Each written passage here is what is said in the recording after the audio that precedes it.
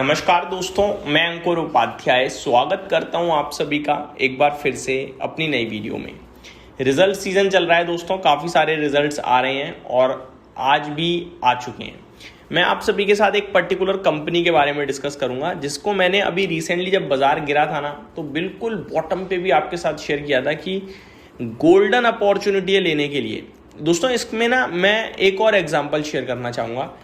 इस स्टॉक को मैंने आप सभी के साथ 4,000 रुपये पे फर्स्ट टाइम डिस्कस किया था, जब ये खराब नतीजे या अपनी लगातार गिरावट का शिकार हो रहा था। पहले स्टॉक का नाम बताना चाहूँगा, ट्रेंट। एक टाटा ग्रुप की बेहतरीन कंपनी है जिसमें जूडियो आता है आपका, वेस्ट साइड आता है आपका, बाकी स्मॉल रिटेल चेन भी आ रही हैं अब तो। इस कंपनी को 4,000 रुपये फर्स्ट टाइम डिस्कस किया था, जहाँ मैंने कहा था कि मेरे पास खोने के लिए नहीं है कुछ, मेरे पास पाने के लिए बहुत कुछ है। ऊपर भी गया था उसके बाद, लेकिन फिर क्या हुआ, मार्केट गिरा यूएस ईरान विवाद के चलते और ये स्टॉक नीचे करीब मैं देख पा रहा हूँ इसने 3275 का लो लगाया है। मैंने 3350 रुपीज़ पे आपके साथ डिस्कस किया और मैंने यही कहा 4,000 रुपये पे पहली बार बोला था निवेश के लिए। आज दोबारा बोल रहा हूँ और सिर्फ एक ही चीज़ बोल रहा हूँ, हमें ये नहीं पता होता कि कितना गिरेगी चीज़। शेयर बाजार में एक कॉल लेनी होती है आपको कि भैया मेरे को खरीदना है, खरीदने के बाद क्या करना है या नहीं लेना है। मेरी 4,000 रुपये से जो व्यू था वो सिंपल था कि भैया अब ये हो गया है खरीदने वाला भाव, जितना गिरेगा उतनी बड़ी अपॉर्चुनिटी बनेगी मेरे लिए।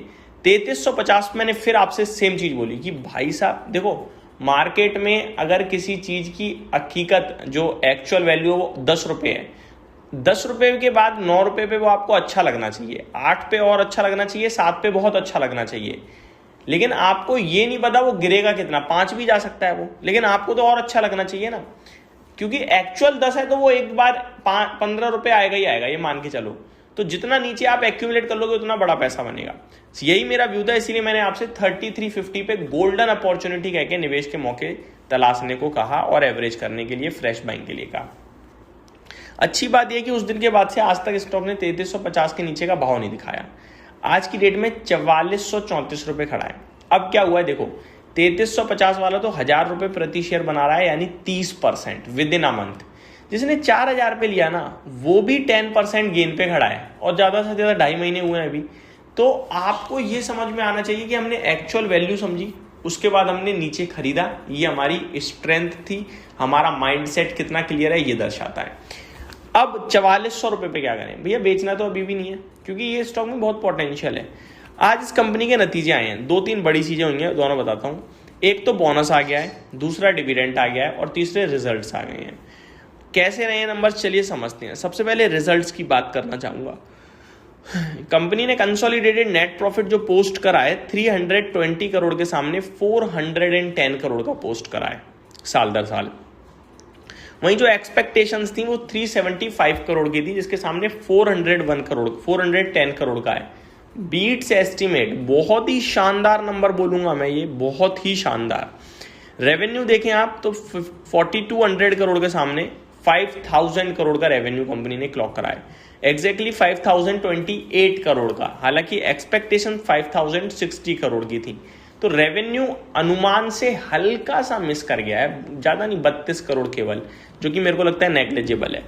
अगर बात करें मार्जिन्स, भाई साहब बीट्स एस्टिमेट है काफ़ी बड़े लेवल से, 15.46% से मार्जिन बढ़कर सीधे हो गए हैं 18.44%। तो मार्जिन्स में काफ़ी बढ़िया सुधार देखने को मिला है। अनुमान 16.8% का था, तो बहुत ही अच्छे नंबर हैं मार्जिन्स के हिसाब से। अगर आप देखोगे तो अनुमान को काफ़ी बड़े लेवल से बीट करा है। एबिट कंपनी का एबिटा 625 करोड़ के सामने 930 करोड़ का एबिटा आया, यानी कि ऑपरेशनल बेसिस पे सुपर्ब कामकाज हुआ है। एक्सपेक्टेशंस अगर आप देखें तो 848 करोड़ की थी, तो एक्सपेक्टेशंस के सामने बहुत ही स्ट्रॉन्ग नंबर्स मान के चल रहा हूं मैं। ये आगे कंपनी ने डिविडेंड जो दिया है वो शेयर करना चाहूंगा। 6 रुपये प्रति शेयर का डिविडेंड कंपनी ने दिया है। नो डाउट आप सभी को लगेगा भाई डिविडेंड तो बहुत छोटा है भी छोटा। ग्रोथ कंपनियां ना डिविडेंड नहीं देती हैं, और डिविडेंड देने वाली कंपनियां ग्रोथ कंपनियां नहीं होती हैं।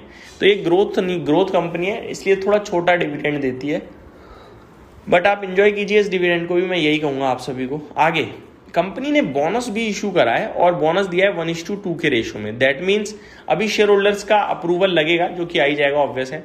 इसका मतलब होता है हर 2 शेयर के सामने 1 शेयर एज अ बोनस मिलेगा। यहाँ एक चीज जो मैं आपसे रिक्वेस्ट करूंगा, किसी के पास अगर ऑड लेवल पे शेयर्स हैं तो वो इवन कर ले अपने, इससे आसानी रहेगी। जैसे मान लो मेरे पास 9 शेयर्स हैं ट्रेंड के, तो 8 के सामने 2 शेयर तो मिल जाए, 4 शेयर तो मिल जाएंगे मेरे को ट्रेंड के। जो एक शेयर है ना उसका पैसा बैंक में आएगा, उसमें दिक्कत होती है। इसलिए आप या तो 10 कर लो या फिर 8 कर दो, या तो एक बेच दो या एक एडिशनल खरीद लेना, ज़्यादा आपके लिए ईजी रह जाएगा।